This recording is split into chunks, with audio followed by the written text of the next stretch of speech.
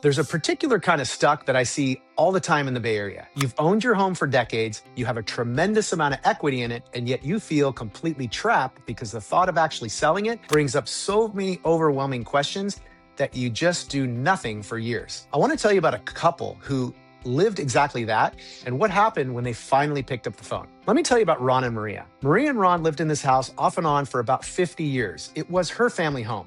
Her mom passed away, and she and Ron moved in to take care of her father. Eventually, he moved to assisted living because a two-story house just wasn't manageable for him anymore. So now here they are, Ron and Maria, in their late 50s and early 60s, and they'd really like to retire. And they're sitting on a mountain of equity. But the house hadn't been remodeled in 30 years, and when they thought about selling, it wasn't one problem, it was a wall of them. We'd have to clean it out. We'd have to deal with all of Dad's things. We have to remodel it. And then on top of all of that, the question that stops so many California homeowners cold: what happens to us on taxes if we sell a property with $1 million or $2 in gain? So they did what many people do: nothing for years. Now, I want to name two things that actually paralyze people here, because if you're feeling this, you're not being irrational. The first is logical, and it's genuinely daunting. Cleaning out a home that's held a family for 50 years is not a weekend project. Sorting through a parent's belongings is emotionally hard, not just physically hard. And the idea of managing a full remodel on top of all that, at the exact moment you're trying to simplify your life,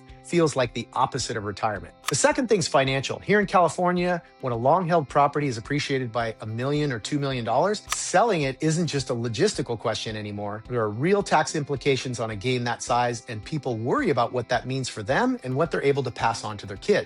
That's a serious question, and it deserves a serious answer from a tax professional who knows your situation. But I'll tell you what happens instead.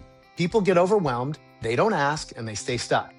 So when Ron and Maria called me, they weren't ready to list. They wanted to have a conversation, and what I told them was that they had more than one path, which is something most people don't realize. Option one: sell to an investor. Logistically, it's about as easy as it gets, but it won't get you a high price. Option two, and this is the one people rarely hear about, is we take it to what we call the coming soon or brokers only market. No public listing, no open houses. We get real exposure to serious buyers through their agents, and we find out what the property will actually pay for as it sits. And option three is we clean it up, we fix it, maybe do a full remodel, and we go the absolute highest price. Each of those has a real trade-off between the money, the time, and the hassle. There's no universally right answer.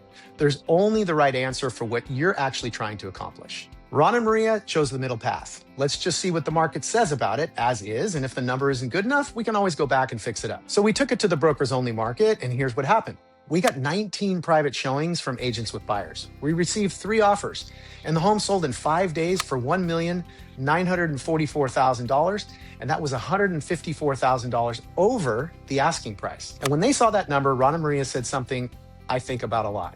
They said, look, we might be able to squeeze a little bit more out of this if we fixed it up, but this is good and we're happy. But here's what I want you to actually hear, because the price isn't really the point of the story. Think about everything they didn't have to do.